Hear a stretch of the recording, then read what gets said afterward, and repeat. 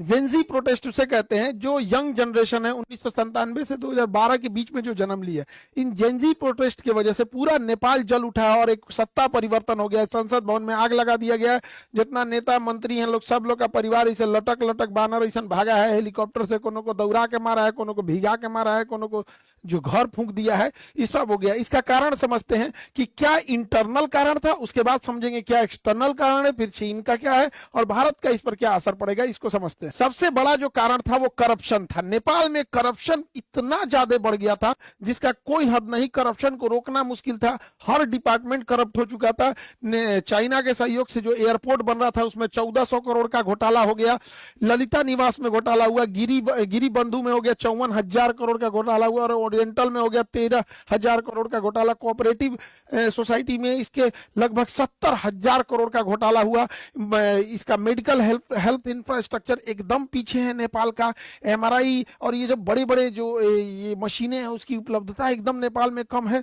Arms deal में Bareta company से जो आर्म्स जिसका दाम था उससे 4 गुना रेट में दलाली में खरीद के लाया सब। पतंजलि को जो जमीन विवाद हो गया पतंजलि से कर लिया सब। यहाँ पर चाय का गोदाम कमर्शियलाइजेशन के लिए बेच दिया। इतना भयानक करप्शन हुआ और जिस कारण महंगाई बढ़ गई। छोटी सी छोटी चीजों के लिए महंगाई इतनी बढ़ गई थी कि बच्चे जो स्टूडेंट थे जो नॉर्मल ग्रेजुएशन करते थे, बीए बीए सीए लोग, इन लोग को अपनी फीस भरने के लिए पार्ट टाइम जॉब करना पड़ गया। इतनी महंगाई बढ़ गई थी और लोग जॉबलेस हो गए थे। और खाली मतलब एक पुरुष का खाली बेरोजगार इंसान बड़ा खराब जिंदगी होती है। आसमान थूकता है, जमीन गाली देती है, उसको लगता है अपना जीवन बोझ हो गया है। खाली जेब जो होता है ना, ये बड़ा दर्दनाक होता है, बड़ी भारी होता है खाली जेब। तो इससे नेपाल का युवा परेशान था, एकदम परेशान था नेपाल का युवा।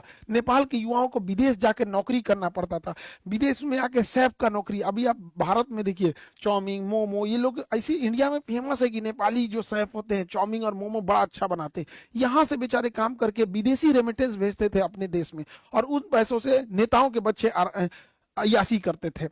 नेपाल की जो यंग जनरेशन थी, सोचिए कितनी मुसीबत में होगी कि युद्ध के दौरान वो लोग यूक्रेन से लड़ने के लिए रसिया में भर्ती हो गए और रूस ने उन्हें 20-25 दिन की ट्रेनिंग दिया, हथियार थमा के भेज दिया यूक्रेन से लड़ने के लिए और वहां वो लोग शहीद हो गए थे। उनका घर परिवार उजड़ गया। इतना भयानक वहां बेरोजगारी का आलम था।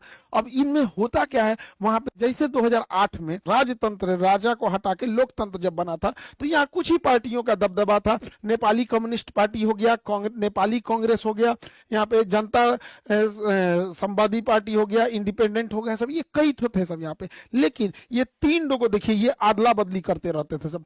पहले ओली बना 18 में, फिर देहुआ बना 21 में, फिर प्रचंड बना 22 में, फिर अबुआ बन गया 24 में।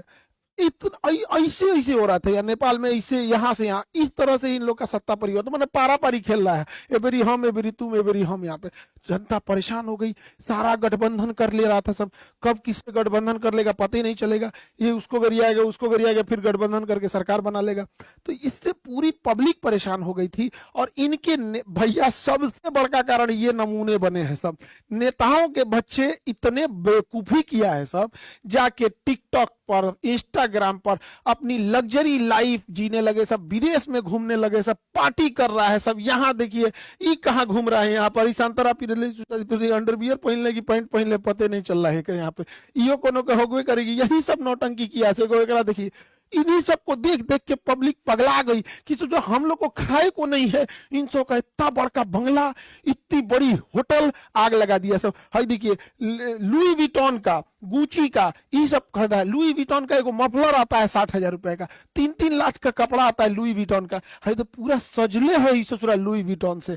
एकरा हैरी पॉटर अब्बा गईलो तो लदा के, इसी सबको पीटा यहाँ पे के बाप को दौरा दौरा मारा है ये बेचारा के। और दिखावा हैरी पॉटर, यहाँ देखा यहाँ पे तोरा अब्बा पिटा के भागा यहाँ पे, इसी सब के वजह से हुआ है। अब होगा क्यों नहीं, नेपाल की पब्लिक की हालत ऐसे है, नेपाल की पब्लिक इस तरह से। आप इनको देखिए, भारत के नेताओं से सीखना चाहिए नेपाल के नेताओं को। भारत के नेताओं का 2 चाल समझिए। इनके बच्चे कहाँ पढ़ रहे हैं ये बताते ही नहीं है, और ये अपने बच्चे को कहते हैं कि बबुआ ते मर्सिडीज में घूम, ते ऑडी में घूम, BMW में घूम, लेकिन फोटो मत खींचो हो। फोटो नहीं खिंचाना है, फेसबुक पे नहीं डालना है, गरीब बन के रहना है। एक दिल्ली में एक नेता से हमसे मिले थे, उनके लड़का, तो कहा कि सर एक फोटो हो जाए, हम कहा हाँ हाँ, तो ऐसे कहा कि रुकिए सर, शर्टवा मोड़ लेते हैं, रोलेक्स की घड़ी है, दिख जाएगा तो पब्लिक क्या कहेगी। ये भारत के नेताओं का है। और दूसरा, इनके बाल बच्चे तो ऐसे हैं, ट्रेनिंग दिया गया है, और ये सोच रहे कुर्ता पहन लेते हैं सब। अब कुर्ता में बुझेबे नहीं करता है, कुर्ता 1 लाख का है कि 5,000 का है, कुर्ता तो नॉर्मल दिखता है, तो इनका कुर्ता स्ट्रेटजी है। दूसरा, आप देखिएगा कभी भी अपने घर का फोटो नहीं दिखाएंगे सर, भारत का कोई नेता मंत्री घर का फोटो नहीं दिखाएगा।